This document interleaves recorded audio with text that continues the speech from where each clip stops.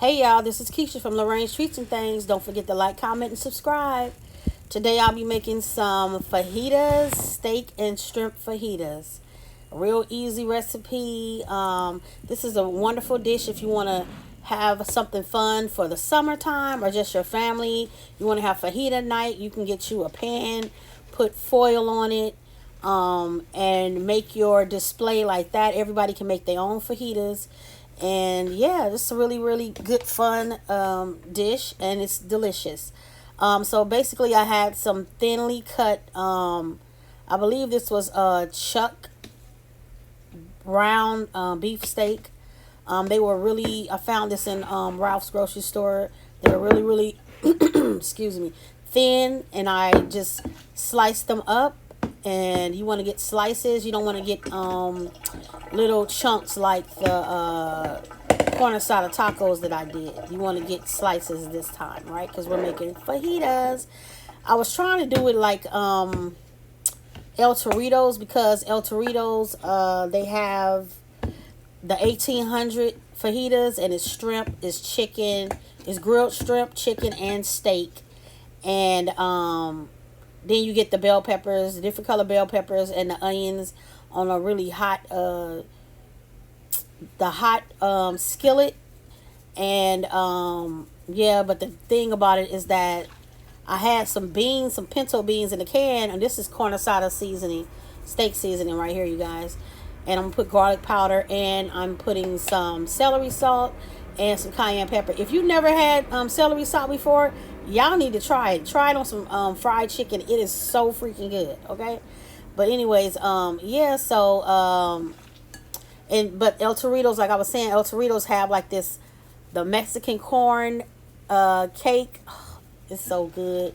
And they give it to you with this, with sour cream. You can get guacamole if you would like. But anyway, it's a very, very good dish. But I forgot to get the corn cake from the it's in the box, and I believe you're supposed to add cream corn to it, but I forgot to get that. And so anyways, I still made fajitas the regular way, and I just had some pinto beans that I seasoned with some garlic powder on the side. Yeah. So anyway, so yes, I'm just adding these seasonings. You know, like I always say, start off small with your seasonings, then you can build from that. Okay. This is the Lori's chicken fajita seasoning. Well, I did not. I really wanted the steak one, but they did not have steak fajita seasoning. So the chicken fajita seasoning worked just as well. You cannot tell if it was for chicken. Okay, it's fajita, and yeah. So I'm just mixing all this together, and I like to let this marinate, you know, while I'm cutting up my vegetables, which are a variety of bell peppers, white onion, and yeah, that's it. So we're just gonna slice those vegetables because we want them to caramelize. Yeah, saute, caramelize, you know. But yeah, so this is the way that I do mines, and this came out really, really good, and you guys should definitely try it. I hope that you do, and leave a comment telling me, you know, how yours came out. Excuse me, and so that, oh yeah, and cayenne pepper too, so that I can respond back, because I would love to see photos of you trying some of the dishes that I make. You know, so yeah. So yeah, just let this marinate, and then I'm gonna add a half a lemon to this also. No, I'm not. I'm not going to add that to that. No, that was for the shrimp. Okay. So, yeah, I'm not putting lime or nothing like that in here because I don't want that flavor. I want it to be like steak. You know, just grilled steak. No tanginess or nothing like that to it. So, I'm going to add a little Worcestershire and a little bit of red wine vinegar. And let me tell y'all something. The vinegar really, really does help with the tenderizing of the meat. Worcestershire helps with flavor. And I believe that it helps with tenderizing it also. But yeah, when I tell y'all this is going to be so tender, oh my gosh. So good. So good. I used to do this when my kids were young, but I also would grill some chicken also.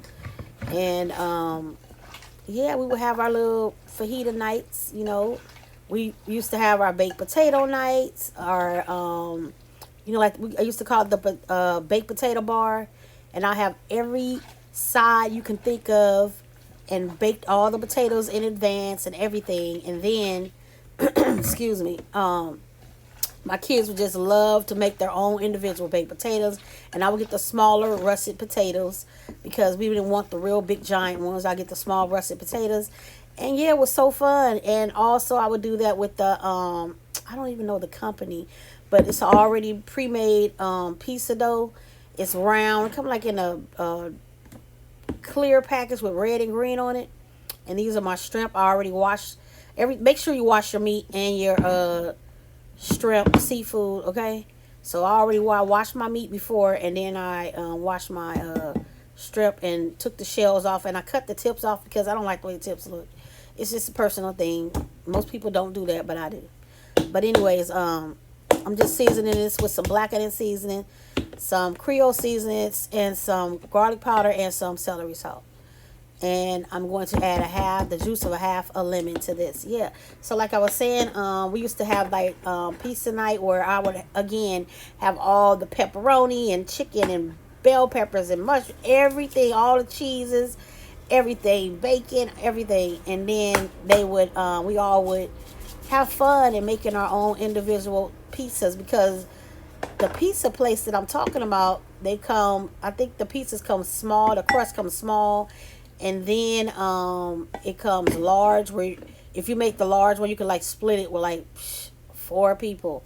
But I would buy the small ones so everybody can have the individuals ones, and the crust is already made. All you have to do is heat it up, and yeah, it was just a really fun idea. So I like making stuff like that. I used to love it when my kids were small. They all adults now, but yeah. So this fajitas is like reminiscent of that because, I like to do things where they can, feel free like they're cooking their own food or they're preparing their own dish. They was young and, so making their own fajita, they can put what they want on there. Same thing when you're making a taco bar. Let kids be independent because I remember when my kids used to go to preschool, and there's one particular preschool, I believe it was called Urban League, yeah, off of, what was it, like 80 something in Vermont, I believe, or 70 something in Vermont. But anyway, my son used to go there, and they would do just that, and they would put all the food on the table, and the kids would serve themselves, and they was in preschool, so I like stuff like that. It makes kids more independent, being able to make choices of their own, and not just eating what you give them, but they get to actually make their plates, the way that they want them to be, so that's okay because they have to create their own palettes.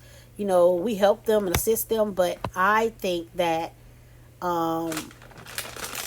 these are my bell peppers, you guys, and my white onion. And I'm going to use this whole bag because it's going to cook down. So, yeah. But I think that kids should be able to say, I don't like that. I don't want to eat that. Or whatever it is. They don't, just because, the parents are like, no, I want you to do this and do that or whatever. But they have their own little minds.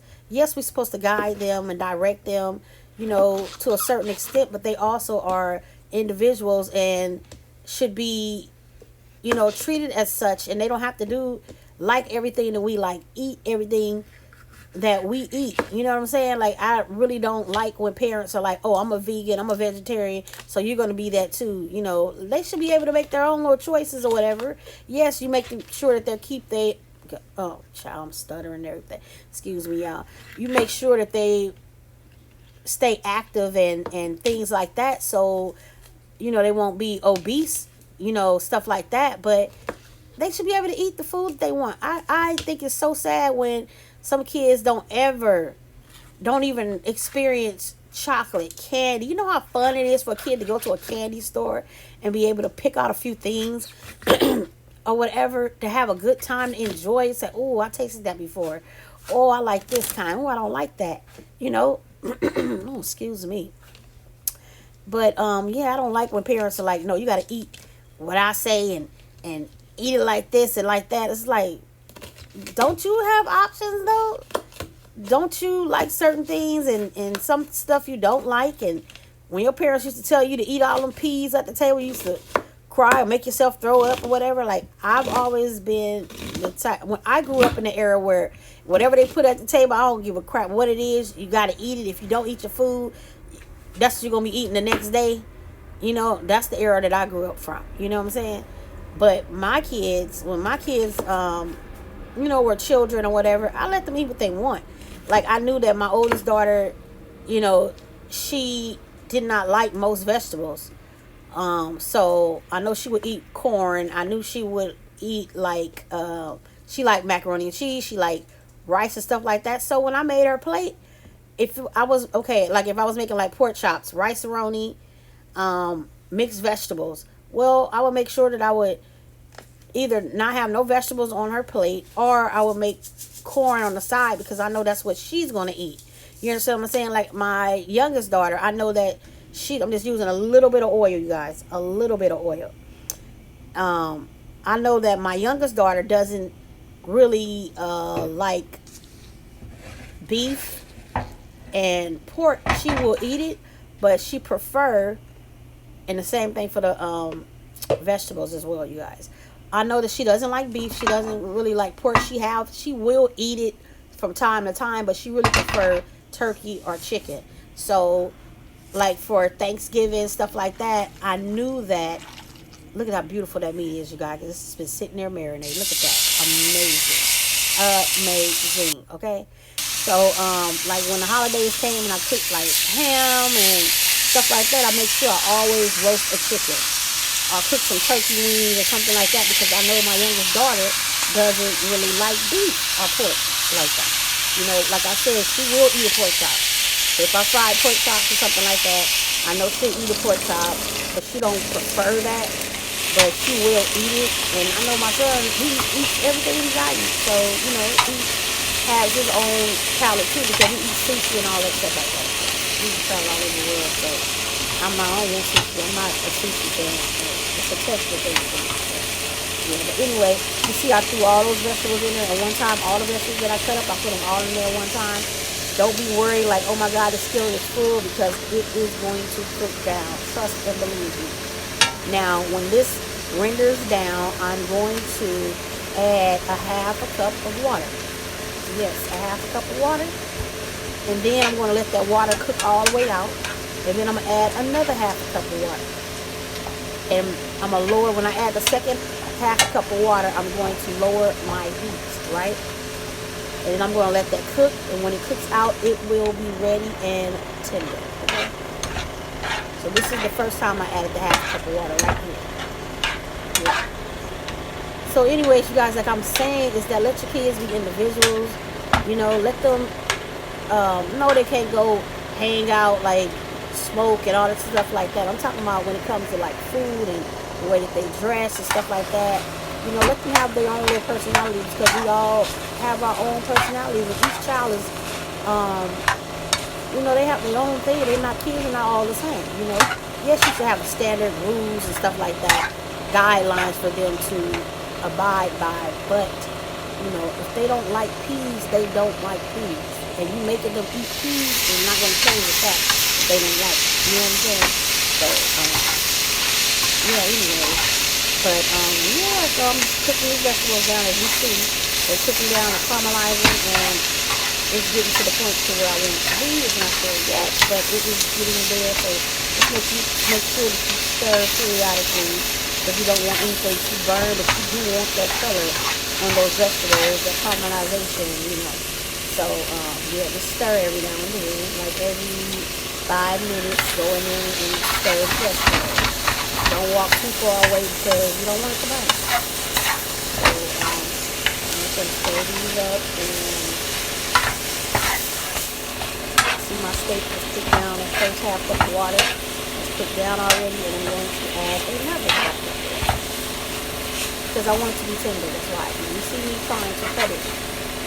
It appears to be soft to me, but it's not cutting, so it's like, I'm going to put another half cup of water in here. And believe me, when I say the water does not take the flavor away of anything, it's so good. And another thing too is that this is like almost like a roast or chuck roast. And what they did is they sliced it very, very thin. And you know, the way that they sold it, the package it probably was like maybe like 6 slices up in that package. And I used all of it. So I feel like it's not as tender of cut of meat of steak, you know what I'm saying? Like a New York strip review or um, you know, all the other steaks. But this is more, you know, like when you would make a roast beef or whatever. This is just this is perfect. I think I'm gonna let it go a little bit longer, but I'm not sure. But you can take it out like this. So this is perfectly done right here. And yeah, so then that's that. And here our steak is cooked down again, and this is perfect. It's going to be tender, it's going to be juicy, flavorful, and everything. But like I was saying, this meat is like the roast meat, except they sliced it up really, really small. See, my little tray, that's a pan, and I put foil over it to make cleanup easy. And I'm just going to layer it on the pan like that. And that way everybody can just grab whatever they want. Yes. So yes, so when you have a different cut of meat of steak, they're gonna cook differently, and this is not the tenderest of meat, so you have to make it tender. Just like when you keep a roast in there forever, but this is sliced up. These are my shrimp that's been sitting there marinating also, and you just have to slice it up thin so you can cook it to its most tenderness. And yeah, I put a little butter in my shrimp.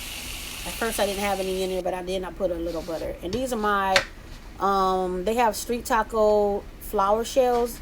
So I could have got the big flour shells, but I thought it would be cute to have the smaller ones. So in my street taco video, and anyway, you just heat the pan, and then you just putting it in there. You just letting it heat up. That's it. No oil. Don't need no oil. Just letting the flour tortilla heat up. And this is my finished tray. Look at this. Beautiful. Beautiful, you guys. You must try this recipe. And this will be just a really good, fun thing for your family at a party, you know, game night or whatever. So make sure you try these fajitas. Appreciate y'all. And these, like I was saying, the corn tortilla, the street taco corn tortillas, these are the same taco like that, the small ones, except their flour. Anyway, thank you guys for watching. Thank you for stopping by. This has been Keisha from Lorraine's Treats and Things. Don't forget to like, comment, subscribe, and I'll see you next time. Peace.